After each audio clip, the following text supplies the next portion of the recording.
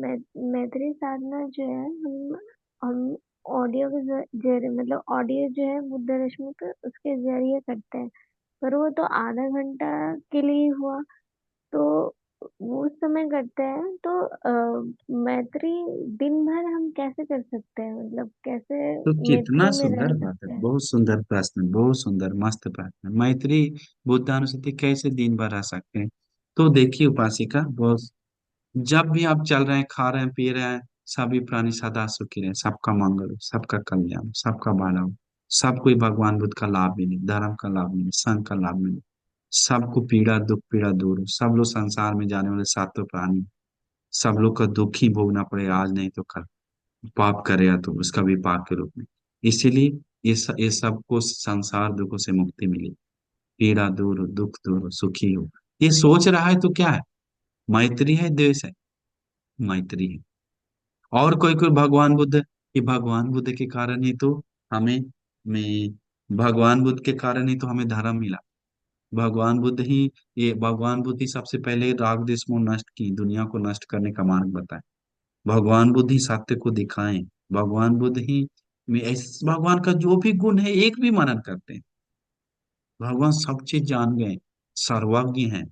भगवान लोकविदु है, सारे लोगों के बारे में जान गए। भगवान साक्षा देव मनुष्य, सारे देवों से गुरु बन गए, बुद्धिमान देव। कुछ भी एक चीज भी मनन करें तो क्या हुआ? बुद्धानुस्मृति हुआ। जरूरी नहीं कि दसों नौ गुण, अब 9 गुण नहीं मनन करके 10 बल भगवान का मनन करें, या भगवान बुद्ध का धर्म ही मनन करें, तो धर्म मनन करते समय भगवान बुद्ध के प्रति श्रद्धा बढ़ता है, श्रद्धा बढ़ता है। इसीलिए वो चीज को हम लोग समझना चाहिए। बात समझ गए क्या निशा उपासिका? कभी कभी मन में जी पीड़ा बिल्कुल। आता है, दुख आता है, कि अरे आधा घंटा है तो आधा घंटा हम कैसे मैत्री साधना करें? अरे आधा 1 घंटा 45 मिनट बुद्ध अनुस्मृति कैसे करें? आधा करेंगे तो अशुभ ना हो जाए, ऐसा थोड़ा करेंगे तो गलत ना हो जाए, नहीं। आप 2 गुण भी सोचते हैं तो बुद्धानुस्मृति कर रहे हैं, 1 गुण भी सोच रहे हैं तो बुद्धानुस्मृति कर रहे हैं, मैत्री 10 को कर रहे हैं तो मैत्री साधना ही कर रहे हैं, जानवरों को सुखी के प्रार्थना कर रहे हैं, मैत्री ही कर रहे हैं। ये बात है, समझ गए क्या? बिल्कुल।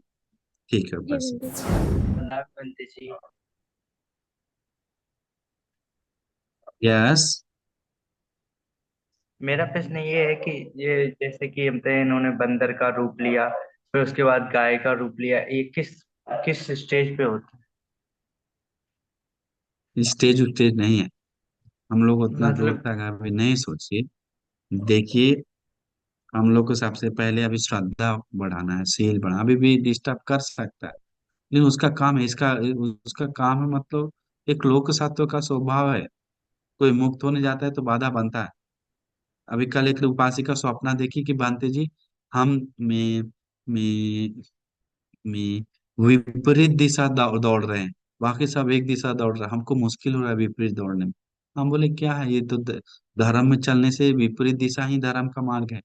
तो विपरीत दिशा, लोग सब तो उल्टा चल रहा है, हम लोग उल्टा चलना है, तो बाधा तो बनेगा, चलने वाला से भी बाधा बनेगा। और दूसरी दुनिया क्या है, चलने वाला से भी बाधा बनेगा, मजाक उड़ाएगा, कुछ भी करेगा, मन पीछे हटेगा। तो में जरूरी हम लोग में चित्त को कितना, इसीलिए हम लोग हमेशा हमेशा बड़े कल्याण मित्रों का संगति रहना चाहिए। हमेशा गुरुओं को, अच्छे गुरुजन का में संगति रहना चाहिए। कुछ भी पीड़ा हो, कुछ भी विकार जागे, कुछ भी तरह से बाधा हो, तुरंत मन से निकाल के देना चाहिए। बनते जी हमसे ये गलती हुआ, बनते जी हमसे ऐसा हुआ, हमें माफ कीजिए, हम फिर से कोशिश करेंगे ऐसा करने। अगर ऐसा है तो वो अनिवार्य सुधार करता है, वो श्रद्धा है उसके पास, अनिवार्य वो आगे पकता है धर्म। जो हम लोग कर रहे हैं, पीड़ा हो रहा है, काम वासना जग रहा है, गुस्सा आ रहा है, अकुशल हो रहा है, और हम उसको उसको में ठीक करने के लिए प्लान नहीं कर रहे हैं, या बड़े भिक्षुओं लोग को नहीं बता रहे हैं, दूर करने का तरीका नहीं पूछ रहे हैं, तो हम सब लोग एक जगह रहेंगे। अनिवार्य आता है बाधा, ऐसा नहीं कहेंगे हमको कि विपस्सी साधना को नहीं आता, उसको नहीं आता है, इसको नहीं आता है, और ना, हम लोग को रखा है, कई सामना करना पड़ता है, तो आप लोग को नहीं। इसीलिए आता है, मन कभी सुख कभी दुख, लाभ अलाभ, यश अयश, निंदा प्रशंसा, ये सब आता ही आता। तो किसी भी तरह से आए, ध्यान करने में भी आ जाएगा, कभी कभी ध्यान नहीं करेंगे तब भी आएगा, कभी कभी कुछ भी, तो ये अकुशल का रूप है। तो इसीलिए हम सभी लोग कोशिश करना चाहिए हमेशा अपने बैकअप में बड़े भिक्षु रखिए, जो धर्म में पका हो। बड़ा भिक्षु बैकअप में रखने से मन मजबूत होता है, मन शक्ति होता है। अरे मेरे पास है कल्याण मित्र लोग, आशीर्वाद करने की, मदद करने की, सेवा करने की, हम नहीं गिरेंगे। डर नहीं है, हिम्मत आता है। कल्याण मित्र संगति से धर्म सुनने को मिल रहा है, कल्याण मित्र संगति से ज्ञान से मनन करने का क्षमता बढ़ेगा, प्रज्ञा पकेगा, करके मन को मजबूत करके अपने को आगे ले जाता है। बस वही करना है हम लोग को। भगवान बुद्ध नहीं बताए कभी सूत्र में कि मार से टक कर लो, बात करो, लड़ो, ऐसे ऐसे आएगा रूप। नहीं, आंख से रूप देखने से कंट्रोल हो जा बोले, इंद्रिय संवर करो, विकार मत जगाओ, गुस्सा मत जगाओ, और काम वासना मत जगाओ, मन को मध्यस्थ करो, अनित्य विदर्शना करो, करके भगवान बताए। तो वैसे ही आप सोचना चाहिए, हम लोग सोचना चाहिए कि हम लोग इंद्रिय संवर करना चाहिए, तभी शील संवर, शील रक्षा होगा। तो ये सब सोचेंगे तो हम लोग आगे बढ़ेंगे। समझ गए? ठीक है बस। ठीक है बनते, नमो। प्रणाम हाँ फतेह। मंजामी बनते जी। हाँ, नम्रता उपासिका आशीर्वाद है, कैसे हैं? बंटे जी, आप समर्थ ध्यान के बारे में अ, संक्षिप्त में बताइए बंटे जी।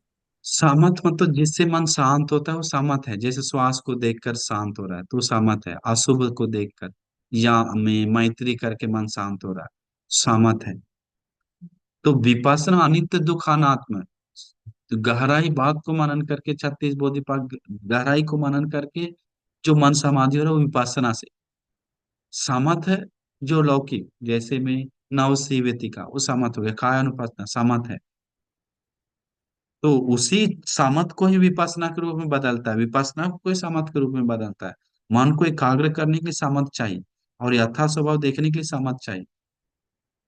तो इसीलिए वो चीज को हम लोग समत मतलब जो भी ने, में मैत्री हो, आनापानसति हो, बुद्धानुसति हो, मरणानुसति हो, ये सब समत है। अशुभानुसति है, इसके बाद नवसेविती का है, और भी बहुत सारा में साथ जैसे में अब चलते समय, आते समय, खाते समय, पीते समय, सती स्मृति में हम हैं, तो वो सब समत के रूप में आ जाता है।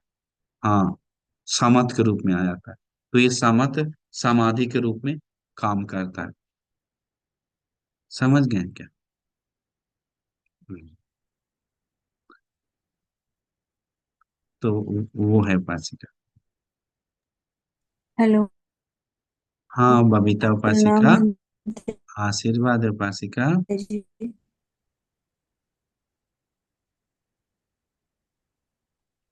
हाँ जी। हाँ बंटे जी, बोलिए। ये हेलो। आपने हाँ। बताया कि मतलब हम अगर इस रास्ते पे चलते तो लोग हमारा मजाक उड़ाते हैं, और हम विपरीत दिशा में चल रहे हैं। तो ये सत्य ही है। मतलब घर के ही लोग ज्यादा हमारे को बहुत बैक है करने की उपासिका। कोशिश करते हैं। इसीलिए हम अभी क्लास में जो बताएं धर्म में, तो वो बात हाँ को जी। हम लोग समझना चाहिए। अपने हो, बाहर हो, दूसरा दूसरे, सब जगह से सपोर्ट नहीं मिल रहा है दुनिया को। चाहे समाज से हो, चाहे साइंस से हो, नेचर से हो, आज सपोर्टिव समय है ही नहीं। अभी समय जो है वो समय है, सिर्फ तो सिर्फ एक समय है अपने मन को संभाल कर पुण्य करने का। बस मन श्रद्धा बढ़ाने का समय बचा हुआ, उसको भी विनाश नहीं करना चाहिए। श्रद्धा बढ़ा के बुद्ध शासन के लिए, निर्वाण के लिए पुण्य जमा करने का समय। इसको भी कोई धोखा दे के छोड़ रहा है तो उसके आगे मिलने वाला फल ही नहीं आगे। तो जितना है मन को हाँ जी। शांत करके पुण्य जमा कीजिए, आनापान सति आदि कीजिए, बहुत लाभ होगा। हम्म। और भंते जी, एक क्वेश्चन ये था कि भंते जी जैसे आश्रम बोलते हैं, गुरु जी की आश्रम बहते हैं, तो भंते जी ये आश्रम क्या होते हैं, थोड़ा सा इसके बारे में बताइए। और मतलब आश्रम देखिए, कैसे बहते आश्रम हैं। मतलब ना, अभी हमारा गुरुजी हाँ। श्रीलंका में मोनेस्ट्री कहते हैं, विहार कहते हैं, लेकिन गुरुजी जब इधर आए थे निर्वाण मुक्ति खोजने के लिए इंडिया में, तो उस समय गुरु भंत जी को हिमालय पर्वत गए तो जगह जगह गए, तो ऋषिकेश आदि उधर उधर बहुत जगह गए। तो सभी लोग आश्रम आश्रम में रहते हैं, आश्रम में रहते हैं संत। तो आश्रम मतलब विश्राम, जो संत लोग रहता है, मुनि श्रामण लोग रहता है, साधु लोग रहता है, उसको बोलते हैं आश्रम। तो इसीलिए हम ईद मोनास्ट्री का भी हम लोग का आश्रम है, बुद्ध ज्ञान आश्रम, गुरु जी उस समय का नाम दी। लेकिन आश्रम लोग सोचते हैं हिंदू लोग का नाम है, लेकिन असली में पुराना नाम है। विश्रामशाला बोलता है, विश्राम करने का, विश्राम आश्रम। तो वैसा वचन पड़ता है में। तो किस चीज का आश्रम है वो देखना चाहिए। धर्म का आश्रम है, आश्रम है, या अनाथ आश्रम है। अनाथ आश्रम में बोलता है ना, अनाथ लोग रहते हैं, मम्मी पापा नहीं, बच्चे अनाथ आ गए। अनाथ आश्रम है, या बदमाश लोगों का भी आश्रम होता है, दुष्ट लोगों का। तो वो देखना चाहिए कि आश्रम किस चीज का है। वंदन भंते जी। आशीर्वाद उपासिका। भंते जी, मैं वर्षवास करती थी, अभी 1 साल से ही किया। तो हाँ। मतलब मुझे थोड़ा प्रॉब्लम हो रहा था, हेल्थ प्रॉब्लम। तो मेरे मम्मी ने मुझे हम्म सजेस्ट किया कि वर्षवास करो करके। तो मुझे उससे हम्म बहुत अच्छा मतलब रिजल्ट आया उससे मुझे हेल्थ में। हम्म हम्म, हम्म। लेकिन उसके बाद है ना, जब भी उपोषक रहता है उस दिन मेरा ना वो जो काल भोजन होता है ना, वो बराबर से हो काल नहीं, जाता है। विकाल। हाँ सॉरी, विकाल विकल भोजन। भोजन वो है ना। हाँ, वो ना हाँ, बराबर हाँ, हो जाता है उपोषक के दिन। और 3 महीने बराबर हो भी जाता है जो मतलब? उपवास था, हमको समझ में मतलब नहीं, बराबर मतलब? मैं 12 बजे के बाद मुझे भूख नहीं लगती है, कुछ खाती भी नहीं मैं। और है ना, मतलब अच्छा से हो जाता जो वर्षवास, हाँ, और वर्षवास में भी अच्छे से होता था। लेकिन है। जो अन्य टाइम पे मतलब बाकी के जो दिन है ना, उस दिन मैं कितना कोशिश करती हूँ कि ट्राई करूँ वही अष्टशिल का एक ये मन को जो है। लूज किया हुआ है बस। मन को लूज, मन को मजबूत कीजिए। मन लूज ज्यादा है। ये मन लूज होने से गलती होता है। मन को मजबूत कीजिए। हम उस समय की अभी नहीं कर पा रहे हैं, ये कैसे हो रहा है? सोचिए, क्या चीज है, किस चीज में फंसे हुए हैं? कहीं ना कहीं आलसपन है, कहीं ना कहीं श्रद्धा का कमी है, कहीं ना कहीं वीर्य का कमी, उत्साह का कमी है, कहीं ना कहीं कल्याण मित्र संगति का कमी है, कहीं ना कहीं धर्म सुनने का कमी है, कहीं ना कहीं पुण्य करने का जो मन है कम हो गया है, कहीं ना कहीं दुख नहीं है, आराम से रिलैक्स माइंड से रह रहे हैं। टेंशन आएगा तो समझ में आएगा कितना जरूरी हो सकता है। पुण्य करना है करके पीछे करके जाता है भाग कर। तो कहीं ना कहीं रुकावट आपके आप खुद मन से दे रहे हैं, जिसके कारण हिम्मत नहीं बढ़ पा रही, शक्ति नहीं मिल पा रहा, जिसके कारण कर नहीं पा रहा, मन को लूज कर रहे हैं। अरे क्या होगा, थोड़ा सा खाना खा लें तो थोड़ा पाप है। अरे क्या होगा, आज भर ये करने से थोड़ा पाप है, करके मन को लूज करते हैं, लूज करते ही वो सब होता है। लोग 3 3 दिन, आपको पता है, 9 9 दिन खाना नहीं खाकर लेटा रहता है अनशन पे। पता है आपको, पानी पी के वो कैसे रहता है? हम लोग एक दिन नहीं खा लें 12 बजे के बाद खाने तो मर जाएंगे। नहीं मरिएगा, टेंशन नहीं लीजिए, हार्ट अटैक नहीं आएगा। पानी पी लिए, जूस पी लिए, चाय पी लिए, कितना चीज पीने के लिए। तो वही मन को सोचना चाहिए कि खाना बहुत छोटा सा चीज है, क्यों हमको टेंशन लेना है, डरना है। बस मन मज हो गया मजबूत। वंदा भी बनते जी। मेरा हाँ प्रश्न था उपासिका। कि ये निवर्ण क्या होते हैं और निवर्णों को कैसे दूर किया जा सकता है। निवरण मन का दुश्मन है, मन का शत्रु है, बस समझ जाइए। मन का शत्रु है, कुशल का शत्रु है, ध्यान का शत्रु है। और में लौकिक जीवन, लोकोत्तर जीवन, दोनों का दुश्मन है निवरण। जैसे शरीर का दुश्मन क्या है? शरीर का जहर हानिकारक है। और गुंडा गुंडा लो, चोर लो, हानि करता है शरीर। और कौन हानि करता है? में बहुत एक एक बीमार आकर, में ज्यादा अधिक ठंडा हो गया तो, ज्यादा गर्म हो गया तो शरीर को हानि करता है।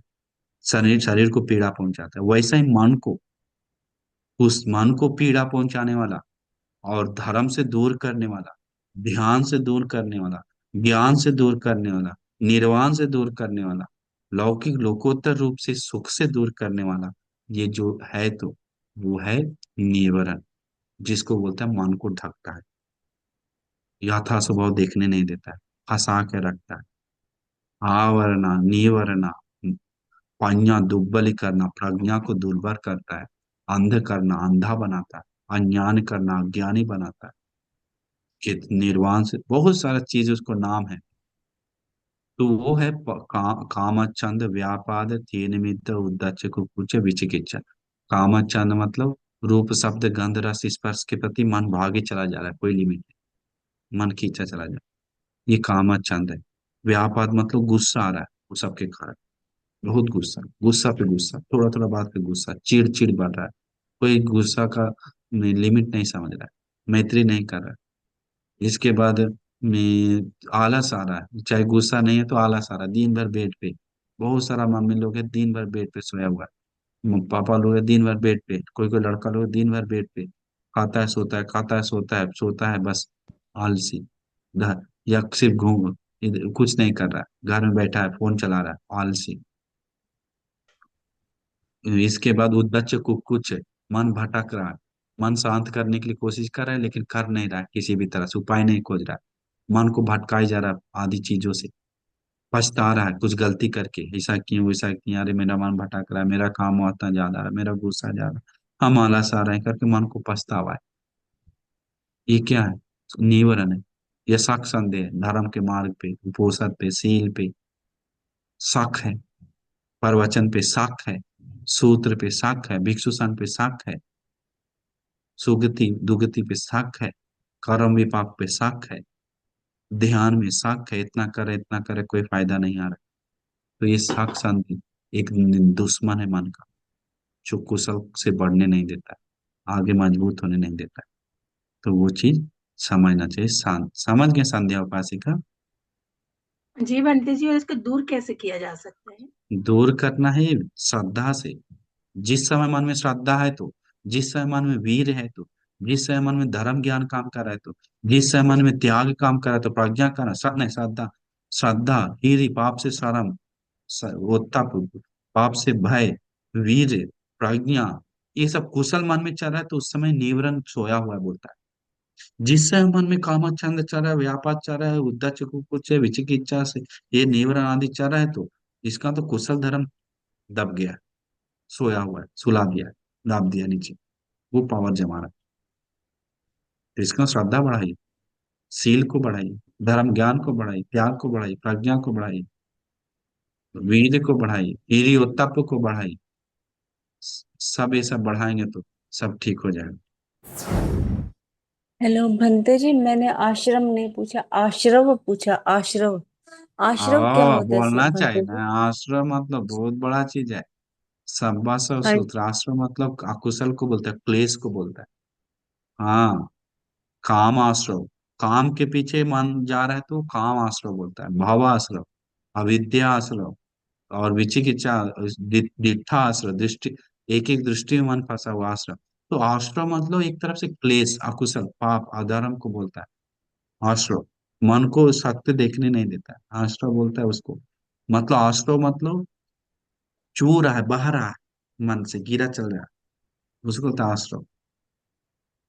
तो और भंते जी मन से चलते हुए दिखते हैं क्या? आश्रव आने के बाद ओघ होता है, काम ओघ, मतलब ओघ मतलब बाढ़ में बह जाता है, आश्रव पहले आता है, काम वासना, काम पंच काम के प्रति भव में, मतलब क्या पूछे? मतलब आश्रम में, आश्रम क्या बहते हैं क्या भंते जी? ये बहता है राग मतलब द्वेष उसके, के। उसी को भी आश्रव कह सकते हैं। आश्रव सूक्ष्म सूक्ष्म अकुशल को भी आश्रव बोलता है। अब ये तो विकार जागरण, वो भी आश्रव ही है। हम्म, ये आश्रम कैसे, ये मतलब जैसे हम हमारे। अपने को ऊंचा दिखा रहे हैं, दूसरे को नीचा दिखा रहे हैं, ये आश्रव है। हम ही सब, हमें ओके। को सब पूछे, दूसरा ना पूछे, ये आश्रव है। ओके। हाँ, अपना नंबर चाहता है, पॉइंट चाहता है, अपनी इज्जत सत्कार चाहता है, वो सब आश्रव है। ओके। आश्रव का जी। कई मतलब जितना भी है, बहुत सारा चीज आश्रव का, बहुत सूक्ष्म बातों को आश्रव में लिया गया। जी भंते जी, और एक एक क्वेश्चन और था भंते जी। जी आप जैसे बोले कि घर के लोग ही पीछा करते हैं आपको उस रास्ते से हटाने के लिए, तो भंते जी कैसे, मतलब हमें तो साधना करनी है, हमें तो विपश्यना करनी करनी है, तो उनको पता भी ना लगे, खुश भी रहे वो, और कैसे मतलब इसको हम हाइड कर पाए? हाइड करिए, बस मैत्री कीजिए और थोड़ा बोलिए, और उनको जो हेल्प चाहिए अपना तरफ से हेल्प दीजिए उनको। समझ गए? जितना हो सके सपोर्ट कीजिए उनको। हम लोग कभी कभी ध्यान करने जाके उनको सपोर्ट करना भूल जाते हैं।